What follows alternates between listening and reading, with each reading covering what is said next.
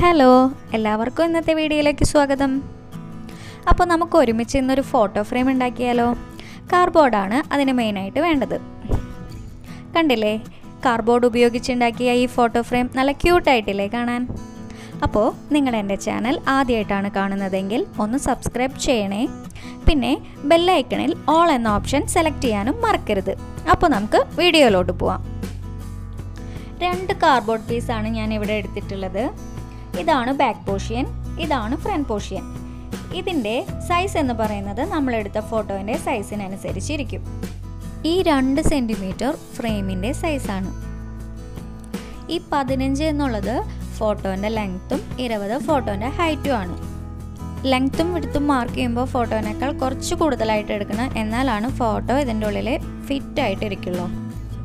അപ്പോൾ ഞാനിതൊന്ന് കട്ട് ചെയ്തെടുത്തിട്ട് വരാം. അപ്പോൾ കത്രികയും പേപ്പർ കട്ടറും ഉപയോഗിച്ചിട്ടാണ് ഞാനിത് കട്ട് ചെയ്തത്. നിങ്ങളുടെ കയ്യിൽ പേപ്പർ കട്ടർ ഇല്ലെങ്കിൽ ബ്ലേഡ് ആയാലും മതിയാവും. ഇത് കവർ ചെയ്ത് എടുക്കാനായിട്ട് ഞാനൊരു ബ്ലാക്ക് കളർ പേപ്പർ എടുത്തിട്ടുണ്ട്. ഇതിൻ്റെ 4 സൈഡിലും ഞാനൊന്ന് കട്ട് ചെയ്തിട്ടുണ്ട്, അത് ഒട്ടിക്കാൻ എളുപ്പത്തിന് വേണ്ടിയിട്ടാണ്. ഇനി ഫെവിക്കോൾ ഉപയോഗിച്ച് നമുക്കിത് കവർ ചെയ്തെടുക്കണം.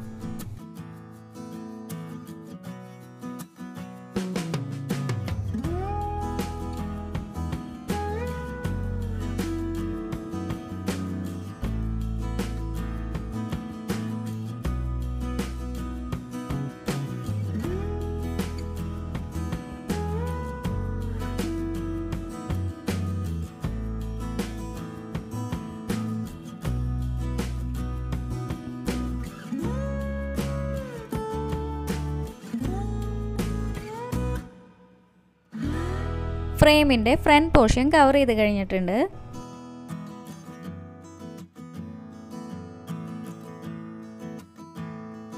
ഇനി നമുക്ക് ഫ്രെയിമിൻ്റെ ബാക്ക് പോർഷൻ കവർ ചെയ്തെടുക്കാം. അതിനായിട്ട് ആദ്യം 4 കോർണറിൽ നിന്നും കട്ട് ചെയ്ത് കളയണം. അതിനുശേഷം 4 സൈഡും ഒട്ടിച്ചാൽ മതിയാവും.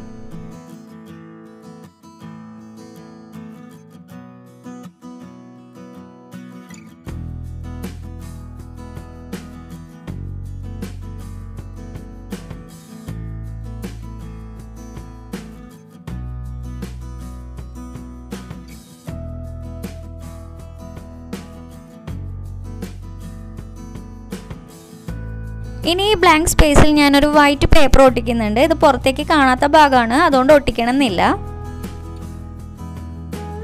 ഇത് 3 കാർഡ്ബോർഡ് പീസസ് ആണ്. ഇത് ഞാൻ ഈ ഫ്രെയിമിൻ്റെ 3 സൈഡിലായിട്ട് ഒട്ടിക്കുന്നുണ്ട്. 4ാമത്തെ സൈഡിൽ ഞാൻ ഒട്ടിക്കുന്നില്ല, കാരണം അതിലൂടെ വേണം നമുക്ക് ഫ്രെയിമിൻ്റെ ഉള്ളിലേക്ക് ഫോട്ടോ വെക്കാൻ. അതുകൊണ്ടാണ് ആ സൈഡിൽ ഒട്ടിക്കാതെ ബാക്കി 3 സൈഡിൽ ഒട്ടിക്കുന്നത്.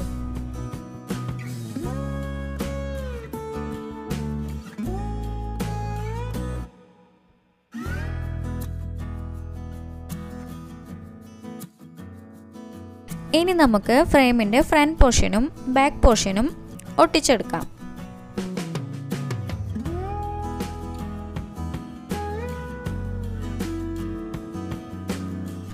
അപ്പോൾ ഫ്രെയിമിൻ്റെ വർക്ക് കഴിഞ്ഞു. ഇനി നമുക്ക് ഡെക്കറേഷൻ വർക്കാണ് ഉള്ളത്. അതിനായിട്ട് ഞാനൊരു പഴയ CD തപ്പിയെടുത്തിട്ടുണ്ട്, അതൊന്ന് കട്ട് ചെയ്തെടുത്തിട്ടുണ്ട്.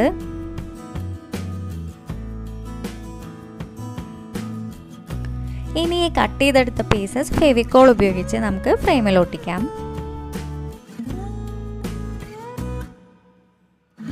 ഞാനിവിടെ DVD അല്ല CD ആണ് എടുത്തിട്ടുള്ളത്.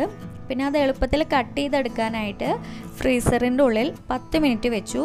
അത് കഴിഞ്ഞപ്പോൾ എനിക്കത് എളുപ്പത്തിൽ കട്ട് ചെയ്തെടുക്കാൻ പറ്റി. അതുപോലെ തന്നെ ഞാൻ പല ഷേപ്പിലും പല സൈസിലുമാണ് കട്ട് ചെയ്തത്. അതൊക്കെ നിങ്ങളുടെ ഇഷ്ടത്തിനനുസരിച്ചിട്ട് നിങ്ങൾക്ക് ചെയ്യാം. അപ്പോൾ CD ഒട്ടിച്ച് കഴിഞ്ഞിട്ടുണ്ട്. ഇനി ഞാൻ ഒരു പൂ കട്ട് ചെയ്തെടുത്തിട്ടുണ്ട്, അതാണ് ഒരു കോർണറിൽ ഒട്ടിച്ചു കൊടുക്കുന്നത്.